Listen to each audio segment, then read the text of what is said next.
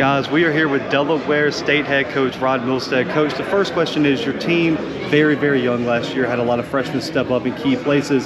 How was your team able to mature so quickly, and how were those young guys able to contribute so quickly? Well, I think being able to play early in their career gave them a taste of what it feels like to be a Division I athlete, especially in the MEAC, and that each week you have to come to play because each team is very pretty much on the same wavelength that you. You know, everyone has good players. They're fast. They're smart. They're big. And the team that makes the fewest mistakes usually wins.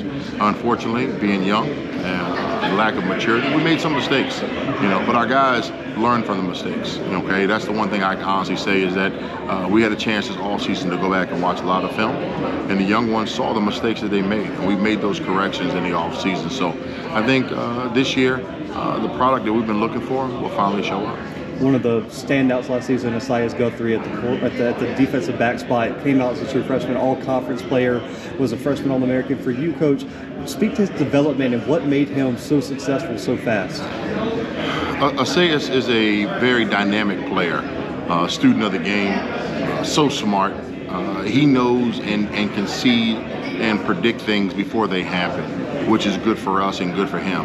He was able to make plays because he can foresee what's about to happen by formation, by structure, the balance of a receiver, and he made those adjustments and was able to put himself in some great positions to help us win football games. And another standout, Isaiah Williams on the defensive line, one of the best defensive linemen in the FCS, in my opinion. What are you looking for him, and what has his development been like this offseason, prepared for a giant season in 2022? Well, Isaiah is a special guy. I mean, every year he's gotten better and gotten better. This offseason was very different for him. He got a chance to spend time with his brother, who plays for the Indianapolis Colts.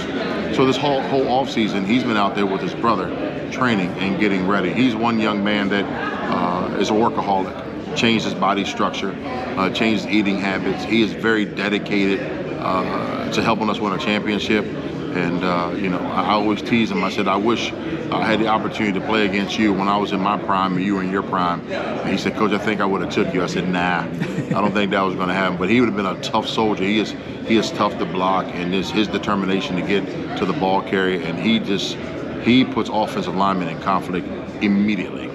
He's a good ball player. Absolutely, and the quarterback spot's a big one for you guys going into 2022. A lot of people think this is a season for a breakout year for your signal caller. So for you, what are you looking for him, and what's been the keys to his development that you've wanted to see him improve on going into this season?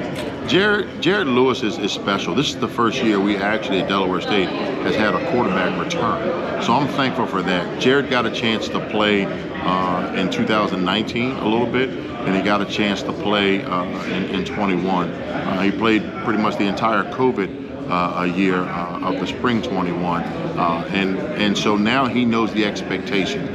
He knows what it takes to win football game. He knows what it takes to be the signal caller at Delaware State.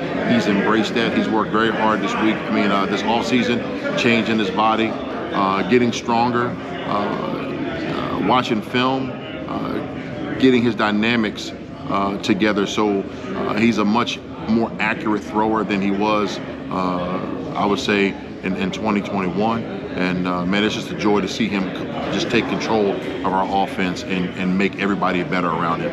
You guys returned a lot of starters from last season because you guys were so young, but who are some young guys that have really stood out to you throughout spring practice, summer workouts that you expect to take big roles in 2022? Well, we have a void at the running back position, and I think that Wade Ainge has really stepped up his game this offseason. Marquise Gillis, who played sparingly last year, we redshirted. Instead of giving Savion the ball like we did last year, 20 to 30 times a game, he's moved on now, and now we have a committee of running backs, which is going to help us even more because now we got fresher legs in the fourth quarter. So we're excited about our running back core. Our receiving core, of course, we lost Trey Gross, but Trey Gross left a legacy where he actually taught our younger guys what it takes to be a Division I player, and our guys watched him and learned, and we're waiting for their opportunity. Their opportunity is here now. So we've had a good off season with them. We recruited some speed. We're faster at that position. Offensive line, we lost 2.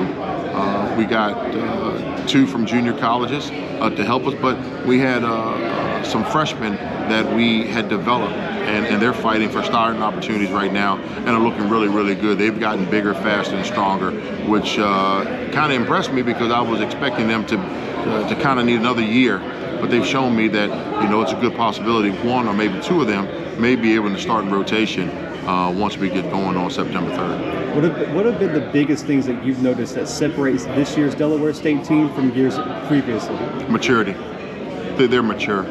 Any team that I've been a part of, whether it's been a high school all-state team, a MEAC championship team, which I've been a part of, or a Super Bowl championship team, the players take over the team, okay? And that's what's happened now. Our players have taken over this team.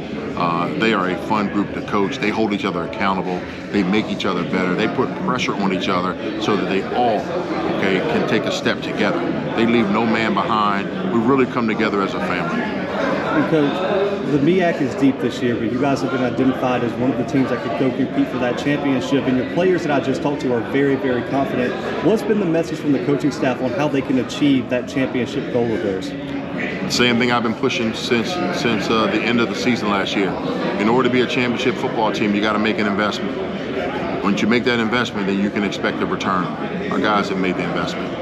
Coach, I appreciate your time, guys. Delaware State is going to be a team you're going to want to have to pay attention to in the 2022 season. Stay tuned for more content from MEAC Media Day.